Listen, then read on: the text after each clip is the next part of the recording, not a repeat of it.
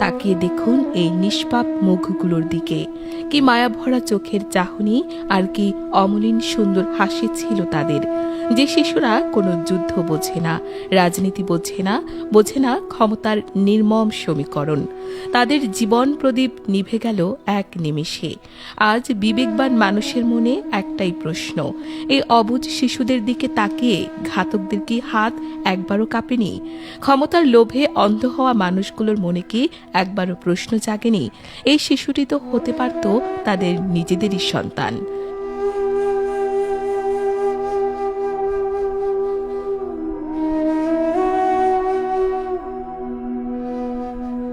এই শিশুদের একমাত্র চাওয়া ছিল কেবল একটুখানি বাঁচতে চাওয়া, একটু আদর, একটু নিরাপত্তা আর একটি সুন্দর ভবিষ্যৎ নিয়ে বেঁচে থাকার আকুতি ছিল ওদের চোখে মুখে।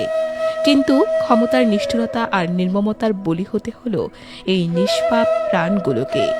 সমাজ ও রাষ্ট্রের অবহেলা কিংবা সংঘাতের করাল গ্রাসে আজ স্তব্ধ তাদের পথ চলা। অথচ আর কিছুদিন পরেই হয়তো এই শিশুদের মাঝ থেকে কেউ বড় হয়ে ডাক্তার হতো, কেউ ইঞ্জিনিয়ার হতো, কেউ বা পূরণ করত তাদের বাবা মায়ের আজীবনের লালিত স্বপ্ন।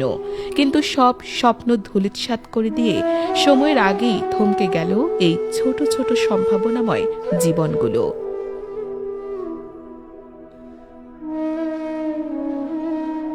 ফাতেমা ইসলাম, BT24 লাইভ।